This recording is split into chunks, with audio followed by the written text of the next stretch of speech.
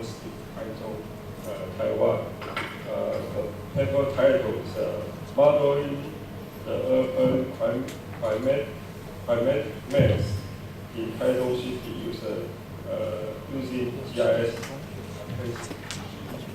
Yeah, thank you, Chairman, Professor Liu. And ladies and gentlemen, and I'm very honored to be here to present our studies, and also it still have some words that we want to share. In this stage, we have to do something, and we want to share with you. And this, I come from Chongqing University, and our group belongs to the program of landscape and recreation. And I'm looking at Linzi Ping, and the Chinese is also here. He's my graduate student, and also Professor Liu. He's in 景谊科技大学. Okay, so at first I will talk about the urban heat island effect. Now, coupled with global warming and in the urban area, we have some kind of urban heat island. That means in the downtown of the city, it will have a higher temperature. And compared to the suburban area, it's have maybe 3 or 4 degrees difference. For example, in Taiwan, we have some previous study in Taiwan. In Taipei, the heat island difference is about 5 degrees, especially in the midnight during the summer. So it's kind of very important phenomenon for us, because when the temperature rising, it means we suffer for strong thermal stress, and also our energy consumption will be higher. For example, because building, it absorbs the radiation from the sun in the morning and during the afternoon. So in the midnight, it will emit as long wave radiation. And the other problem is for HVAC, that is air conditioning system for buildings, because if you want the indoor for cooler, and it must get the temperature outside higher, so it's also a problem for the building that's bring for the environment. And the other topic is for the tall buildings in the urban area. For example, this is Hong Kong, and you see this high tall building is maybe it's located just along the coast, or we say Victoria Harbour. And when we have a certain wind from this area, and the surface of the building will block the wind. So if you're living behind the tall building, you cannot get any ventilation for the urban area. So we think it's important to bring some regulation or some warning for the urban planner and also the architect, to let them know if you design a good or bad case, what will happen for the urban area. So now we're trying to establish some information for the urban area. So for example, if people is standing in the urban street, and he suffered from the direct long and shortwave radiation. And for the trees, it brings some shading, and it will cooler the pavement, so we'll get a lower long-wave radiation. And also for the building, if it is suffer for long time radiation, and it will emit it to the human body. So we have a different clothing, we have a different activity, so it will affect our thermal perception. And if it gets worse, like the heat wave in the urban area, and it will cause some mortality for the human body. So it's kind of very important issue. It's kind of biometeorology issue in the urban area. So what we are thinking is about how to use this information. So maybe sometime to get into the regulation code for urban or for the building design. So we are trying to use this way. This is urban climatic map, and we call it UC map.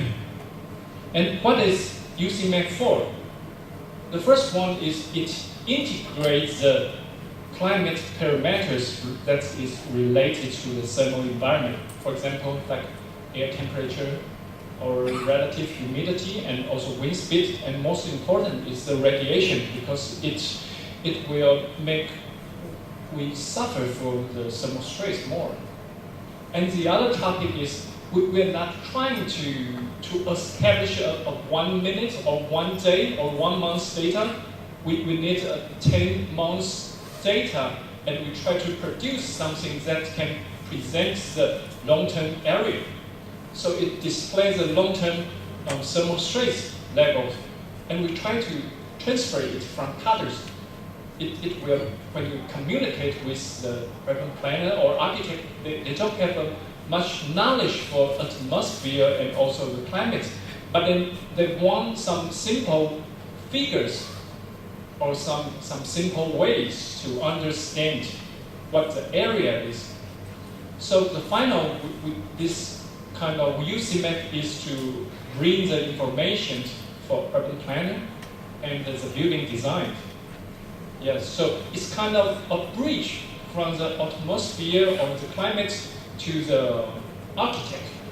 It's kind of to establish a bridge that brings the knowledge to them.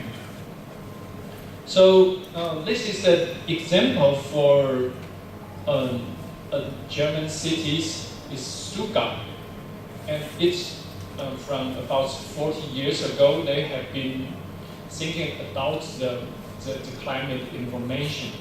So this is their recent, I think it's 3 years before they renew their climate map like this. You can see some different colors. For example, there is some green area and some purple, and it seems some wind rose figures here. If we move closer, I'm sorry, we translate to Chinese. They have some main paths for the wind, because this area is just beneath a small mountain, and there's some green area, and if you see the red or brown area, that is a residential area. So from the legend for these figures, you can figure out is some like railroad area, and it's industrial, commercial, and this is downtown and suburban area, and this is some green area or garden city. And there is some information for the wind speed here, and also the interchange for the heat and also for the ventilation. So this is based on the 10 years data they have found. Of course, they use the GIS and also the satellite data, and some coupled with some car traverse. That means a car is all around the city to collect some data. And that map is not the end. Further, they develop another figure that is called recommendation map. This is for urban planning. It's easy to understand because they have a different color that means what kind of thermal stress they are suffered for the current area. Of course, this will be changed because maybe 10 years later you will have more building in the green area and it will become the red. So this different color that shows a different suggestion or the capacity for the future. And in Japan, they have also this kind of climate map. It's in Tokyo City, so you can see this is Shinjuku district and a different area. So this area for a very dark red, that means a very high developed area, because currently, you know, in Taiwan we have some urban renewal area, and you can import your floor area to the downtown area to exchange with the government, and we think it's a very important issue. If this area have already highly developed and you put more building and more floor area, that means you will get a higher potential for the history for the future and also the energy consumption. So what we need the UC map is to know where we can develop and also where we should left for the green area, and we try to apply the adaptive strategy, for example, some green building strategy or some building code for the certain area.